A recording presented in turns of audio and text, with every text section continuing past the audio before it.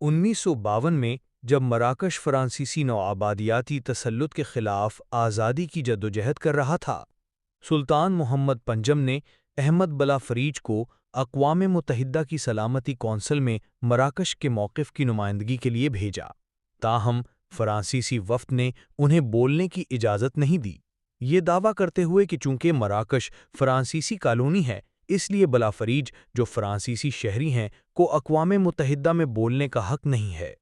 اس صورتحال کے پیش نظر پاکستان کے وزیر خارجہ سر ظفر اللہ خان نے فوری طور پر امریکی وقت کے مطابق رات کے وقت پاکستانی سفارت خانہ کھلوایا اور احمد بلافریج کو پاکستانی شہریت اور پاسپورٹ جاری کیا۔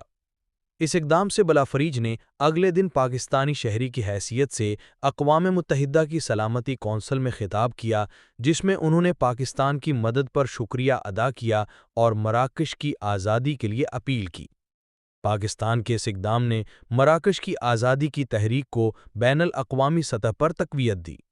1956 میں مراکش کی آزادی کے بعد سلطان محمد پنجم نے احمد بلافریج کو مراکش کا پہلا وزیر اعظم مقرر کیا۔ بلافریج نے اپنے دفتر میں پاکستانی پاسپورٹ کو فریم کر کے آویزاں کیا، جو پاکستان کی مدد کی علامت بن گیا۔ یہ واقعہ پاکستان اور مراکش کے درمیان دیرینہ دوستی اور تعاون کی بنیاد بنا، جو آج بھی قائم ہے۔ اس طرح کی مزید ویڈیوز کے لیے ہمارے چینل کو سبسکرائب کریں۔